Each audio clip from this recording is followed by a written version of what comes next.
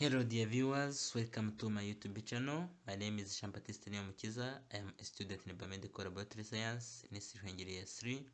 In today's video, we are going to talk about the following topics. First of all, we'll have a look on the principle of the ELISA technique. We'll talk about the difference between sandwich and indirect ELISA, common techniques that are used in ELISA. We'll also talk about clinical applications of ELISA and also dive in detail about different types of vaccines and their characteristics. Now, what is the principle of the ELISA technique? Now, before we start, let's first know what is ELISA. ELISA stands for enzyme-linked immunosorbent assay. This means that in ELISA, while performing this ELISA technique, we will need a conjugated antibody, and this antibody might be conjugated to an enzyme. This is why they call it enzyme linked. It is linked to an enzyme. It is an antibody which is linked to an enzyme. You can see here, it is an antibody which is linked to an enzyme. And what does this mean? During a detection in ELISA, we'll be having the enzyme conjugated to an antibody, and the one we will use to look for the presence of what we are looking for, if it is either antigen or antibody. Then this conjugated antibody conjugated to an enzyme is also known as labeled antibody, and this enzyme can either be a recurrent phosphatase, it can either be beta-galactosidase, or it can even be a horseradish peroxidase. This enzyme can be either recurrent phosphatase, beta-galactosidase, or horseradish peroxidase. And these enzymes are the one which are conjugated to this antibody known as conjugated antibody. So during detection, after they are binding to what you are looking for the antigen or antibodies where they are present, this enzyme becomes activated.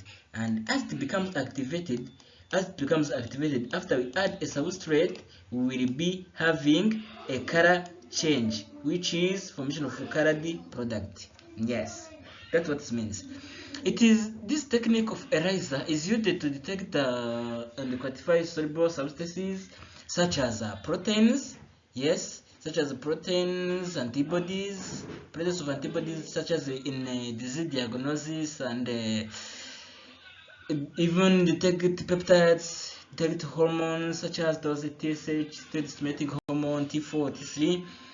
Yes, that's what it helps us. Now, let's move up to the principle of the ELISA technique. The principle of ELISA relies on the specific binding between an antigen and an antibody. This means that during the ELISA technique, for example, as it is in indirect ELISA, we are having wells coated with antigens. So we are going to be looking for the presence of an antibody in the patient serum. So if those antibodies are present, they must be binding to those antigens, which will result in development of those antibodies will be binding to this antigen, and after they bind, we will be needing to have a conjugate also, and a conjugate will come and bind to these antibodies if they are present. Remember, after each step we wash. After adding patient serum, we wash in order to remove unbound antibodies, and after addition of those antibodies, we add conjugated antibody, and this antibody are conjugated with an enzyme I have said, which can be either recurrent phosphatase, beta-galactosidase, or horseradish peroxidase. And after they bind, we also wash so that unbound conjugate will be removed.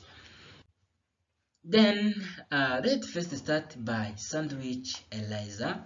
Sandwich ELISA is a technique used to detect the presence of antigen in a patient sample. What does this mean?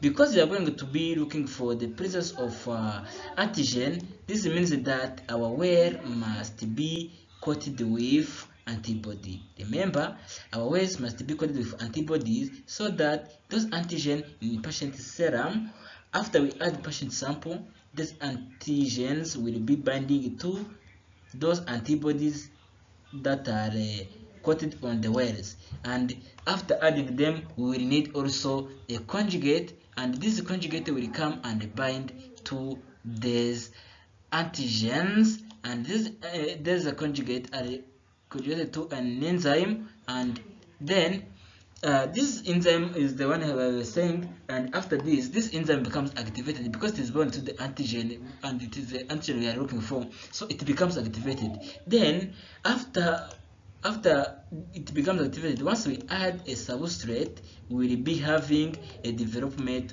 of colored product.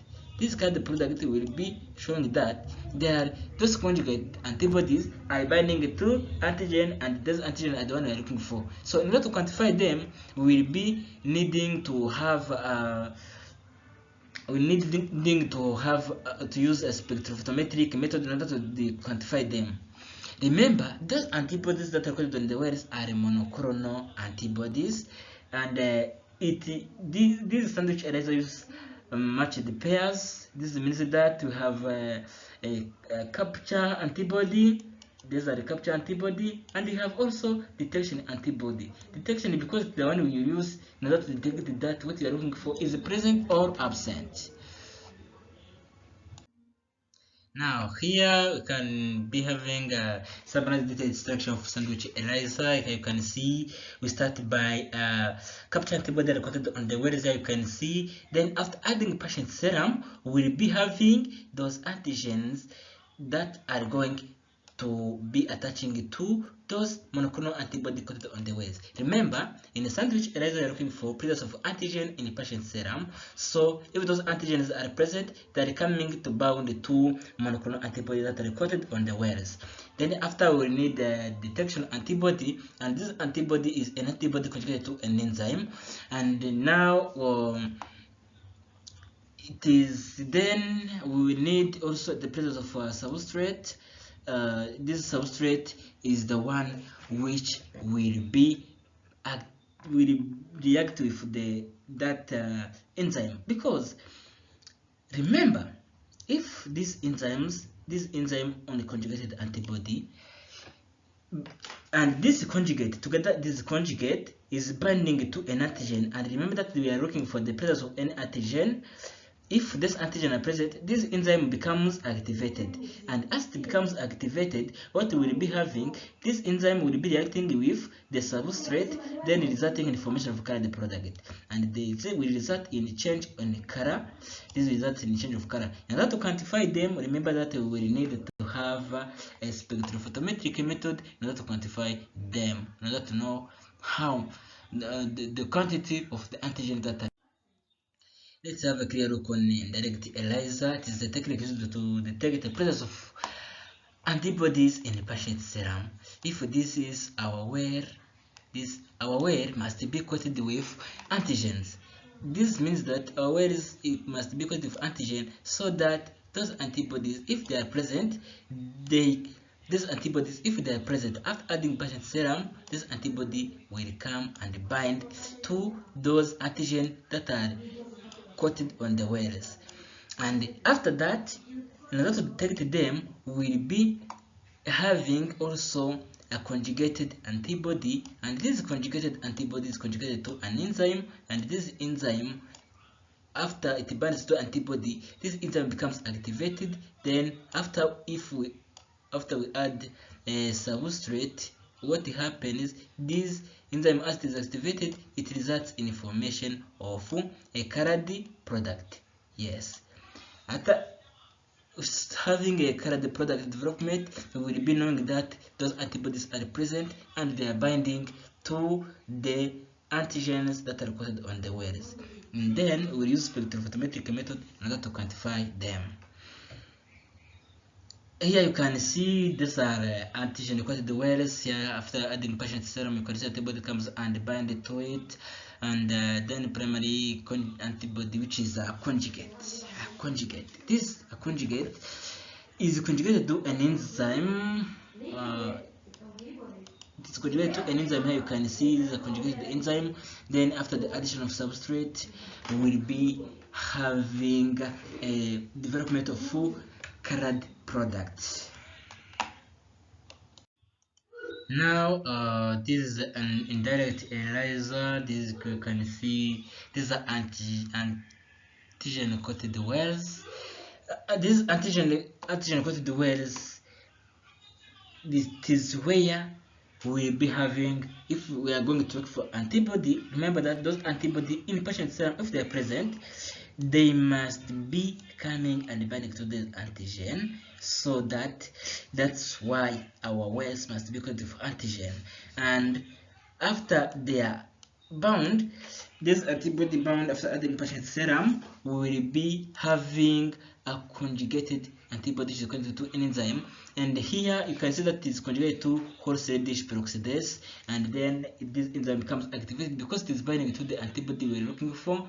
And after addition of substrate, there will be a resulting in formation of colored product, which will be an indicator that this conjugate is binding to what we are looking for, which was antibody, and that's why there is a formation of colored product. Then we will use spectrophotometric method in order to quantify how much are those antibodies we were looking for. Now let's look at the difference between them. Here you have seen that in indirect ELISA you have the wells are coated with antigen, but in sandwich ELISA the wells are coated with antibodies.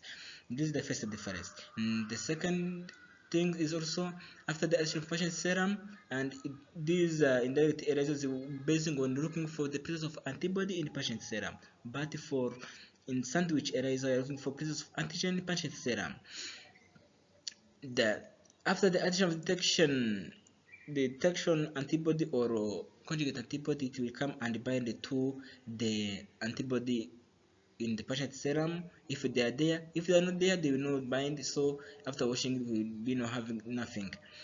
Then in the sandwich ELISA, the conjugate antibody will be binding to the antigen, binding to the antibody coated wells, so you can see that they are two different. Then after the addition of substrate, there is formation of colored complex, which is colored product.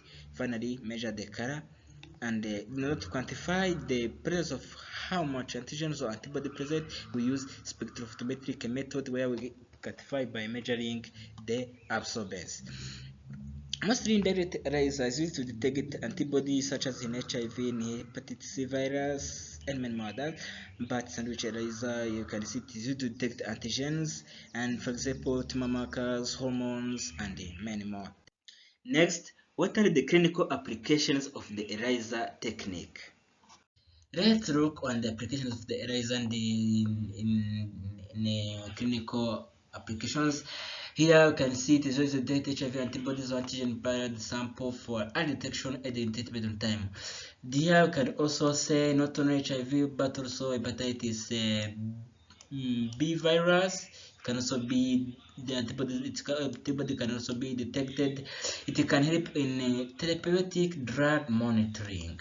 For example, in a patient that are taking infliximab, which is used in treating autoimmune disease such as rheumatoid arthritis, autoimmune disease, this drug can be measured by using this technique in order to help in efficacy and know how the body is responding to that treatment. It helps also in measuring hormone levels. Here we can say TSH, which is thyroid stimulating hormone. You can also say T4, which is a thyroxine, and 3-iodoxine, which is T3. And all these hormones can help to access the thyroid conditions. You can also know how if the thyroid is not having some disorders, and you can also know if treated, because it can also help to quantify hormones such as estrogen, progesterone, and those hormones, as you know, they help in infertility, so we can use ELISA in order to quantify them. It helps also in cancer biomarker detection such as this PSA, this is prostate specific antigen for prostate cancer, or A125, which is for ovarian. This is a tumor marker for ovarian cancer. Yes, all those cancer and tumor markers can be detected in this technique, by this technique of ELISA. It helps also in infectious disease testing like hepatitis B, I have said, tuberculosis, and in diagnosis and screening. It helps in diagnosing those conditions and screening.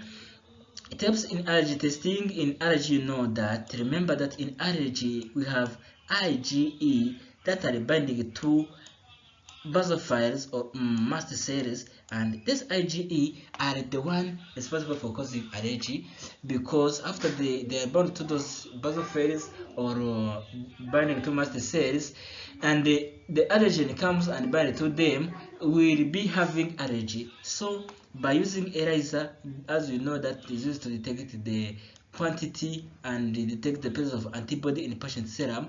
After we see the presence of those antibodies, we can know and diagnose conditions such as allergy against the allergen.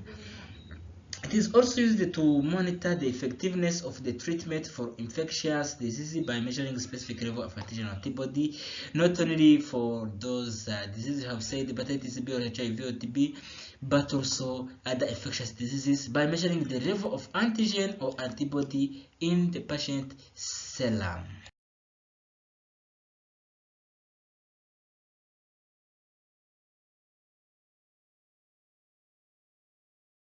Now let's move to the different types of vaccines. First of all, vaccines, as you know, they introduce a protein or pathogen which is weakened, can be living weakened, or being killed, which is also called inactivated, and once in the body, they are not about to cause disease. They are aiding in production of immunity against that pathogen, which helps to form an immunity against that pathogen for any encounter any later time. Now, here we have different types of vaccines based on how they are made. The first one here we have DNA vaccines, and DNA vaccines, as you see, this DNA is for target viral protein, and this DNA, after it reaches into the body, they are reaching in the cell, and in the cell it is where they will be doing transcription, and after transcription we will be having a formation of messenger RNA, and this messenger RNA will be binding to the ribosomes, where they will form a polypeptide, and this polypeptide is the one which will be showing those spike proteins, then presented to the surface of that cell on its MHC class 2, and then this spike protein presented by this MHC class 2 will be recognized by T cell receptor, where these T helper cells. These T helper cells becomes activated and start to release cytokines, and those cytokines are the one that will activate the B cell to proliferate into two things. There will be production of a plasma cell and the memory B cells. Now, this plasma cell will be producing antibodies on a low level. These are the plasma cells, and the memory B cell will be lasting longer in the body. And once the real pathogen encounters in the body, what will happen? They will use information they have on those memory B cell in order to produce faster and strong response against the pathogen, aiming to eliminate the pathogen more faster. Now, let's move to the RNA vaccines. This RNA vaccine is also looks like the mechanism is quite somehow similar, because once it reaches the cell, there is they use a host protein synthesizing machinery, which we use to make protein on spike protein, then presented to the surface of the cell, to T helper cell, and this T helper cell becomes activated, and also this T helper cell becomes activated, it will release cytokines, and this cytokine will activate B cell to produce plasma cell memory B cell, and this plasma cell, they also, as they were in the DNA, also to produce antibodies, and these antibodies will remain in raw quantities for baseline protection. And let's move to the viral vector vaccine. These vaccines are made by DNA encoding for target viral protein, and this DNA transported in a viral vector. It's quite similar to this DNA vaccine.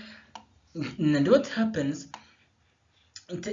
This DNA are put in inactivated virus, because this virus is unable to cause a disease or infection itself.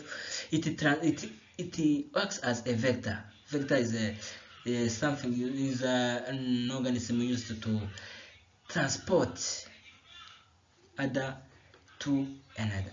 Now it is going to transport this DNA it is going to transport this DNA, which will reach in the host. Once it reaches the host, what will be of value is this DNA, and this DNA, and this becomes broken down, it is degraded, but this DNA will make this mechanism where it is processed in messenger RNA, and then after being presented to production of protein of the translation, it is presented to the surface of the cell by MHC class 2, then the receptor recognizes them, then it becomes activated, then it releases cytokine activated B cell to proliferate to plasma cell and memory B cell, and this memory B cell will produce antibodies, and these antibodies will stay there for baseline protection, so they are not many, and this plasma cell lasts longer. And in any future encounter of those pathogen, what happens is the plasma cell use information they have on that microorganisms, and there's a T helper cell also have those even memory T cells, and the memory T cells also, after the pathogen comes, the pathogen arrives in the body, what happens? The body will use its T helper cell to activate other B cell to produce plasma cells, which result in production of many more antibodies, and that's why the second response is more stronger and more rapid. Next, we have protein subunit vaccines. What happens here? This is a virus. You can see this is our virus, and what happens here? They take a subunit, and this subunit is like a representative for this target viral pathogen, and the selected protein epitopes formation of molecular adjuvants. And since there's subunits are unable to induce immune response for their own, so we needed to add what we call adjuvant. Adjuvant are those molecules that we mix with those proteins that are unable to induce immune response, so that their response might be, so that a stronger immune response can be induced. And it's like, for example, incorporate proteins such as those hapten, which we need to add adjuvant. So here, even this subunit, we need also those adjuvants, so that they can help to make their ability to induce immune response more stronger. Next, we have inactivated virus or vaccine. This means that the virus is carried. It can be killed by either heat, or can either be killed by heat, radiation, chemical treatment such as formalin, and then this pathogen is the one used to make that vaccines. And next, we have live attenuated virus vaccine, and this live attenuated virus vaccine, this virus is thriving but not able to cause disease. It is weakened. What happens? It is weakened by transformation step, where they reduce their virulence capacity, so they cannot cause infection to the individual disease, because it is weakened. And then they use this weakened antibody. Attenuated means weakened. So this virus that are weakened, not the original one. This original one is weakened. Then after being weakened, it is then used to make those vaccines. Now let's see how do vaccines work. After you can see during the injection, after the injection, this vaccine is injected into the individual either intramuscular, and this vaccine is injected intramuscular. Now it is captured by those cells. Those are some antigen presenting cells. You can see this is a macrophage. Some cells of the innate immunity. These are neutrophils. These are some natural cells around there, macrophages. And this is antigen presenting cells. So these are dendritic cell. These are neutrophils also. These cells, they take them. Those antigen presenting cells, what they does, they process them. Here you can see it is processing them. Then they present it to MHC class 2. The one presented to MHC class 2 will be presented to T helper cells. Those are those CD4 T cells, those are helper T cells. And those cells, what they does, after recognizing them by their T cell receptor and the CD4 T8, what they do, they becomes activated. After they becomes activated, they release cytokines. And those cytokines, what it does, it causes those B cells to proliferate to plasma cell and memory B cells. And this memory B cells will last longer in the body, and there's a plasma cell producing antibody you can see for based on protection. And if the real pathogen comes, what happens? There's a plasma cells will use the formation if they start to proliferate to plasma cell, resulting in production of more antibodies. That's why the response is more stronger for vaccines. And it lasts longer because those B cells will remain in the body for a longer period of time. That's why vaccines provide long-lasting protection. And this B cell becomes activated because these T helper cells, after it becomes activated by the becoming activated after binding to the pathogen presented by antigen presenting cells, it starts to release cytokines, and those cytokines will be moving and binding to T cell receptor, which activate the B cell, resulting in that cycle production of antibodies. And the antigens that are presented to MHC class 1 are going to be presented to cytotoxic T cells. Those are CD8. And what it does, this comes and release cytokines that kills those presenting cell, because the cell is infected with the virus, or the pathogen or the virus is not being processed in the cell. What happens? This cytotoxic T cells comes and release cytokines, which lead to cell death, the death of that cell. Yes.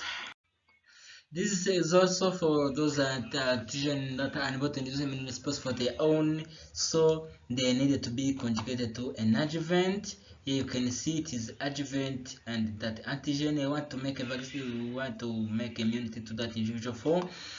And in that vaccine, we are having those antigen conjugated to an adjuvant in order to make the immune response more stronger. And now it is injected to an individual. Then they are moved, and they are these phagocytosis, this is a macrophage or neutrophil. Then they process them.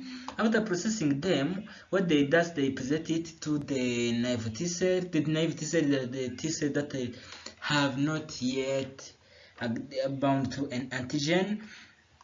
And after it binds to this T cell, it is in possession of this T cell proliferate to T helper cell plus 1, T helper cell 1, and T helper cell 2. This T helper cell 2 activates B cell, which is in possession of the proliferation of B cell 2 plasma cell and memory B cell, is in possession of antibodies. And the memory B cell, remember that they stay in the body for long lasting. And for T helper cell type 1, is that activates those CD8 cytotoxic T lymphocytes and natural killer cells and macrophage phagocytosis. And these will result in long lasting immunity because, as you know, this B cell, after it becomes activated, it results in production of plasma cell and memory B cells. And remember that the plasma cell will be producing long-lasting immunity, whereas the plasma cell will be producing antibodies, whereas memory B cell will be producing long-lasting immunity because they stay there in the body for a long period of time. Next, for messenger RNA, how the messenger RNA vaccines works. For example, this is for COVID-19. You can see the virus, they have taken a spike protein, they make a messenger RNA of it, and they are transported. This transporter of it is a vector. It's a lipid nanoparticle, and after it is injected into an individual, this is an intramuscular injection. Here you can see. And this messenger RNA in lipid nanoparticle, they are processed in the cell. You can see. Then messenger RNA is released from the cell. Then they use processing machinery in the host, where in that individual, then they are presented to the surface of the cell. Then the cell comes and recognizes them. After recognizing them, it becomes activated, releasing cytokines to activate B cell to proliferate into plasma cell and memory B cell, resulting in the production of antibodies. The antibodies are there if the real pathogen comes into the body. For example, this is a COVID-19 entering the body. What happens as those vaccines have produced antibodies, those antibodies are produced more rapidly, and there are many, so they come and bind to the antibodies, allowing for phagocytosis, for complementary activation, for neutralization, so that after the binding they block the site where they can bind, allowing the virus to enter the cell, so the morbidity and infection is reduced. Here is the list of references that I've used in my video, so you can reach out to one of them in order to have further more reading about what I was presenting for. This is the end of our video. I kindly thank you for your attention, and if you have any question, reach out to me to the comment description below, and I wish kindly for looking for next video. Love you all. Hasta la vista.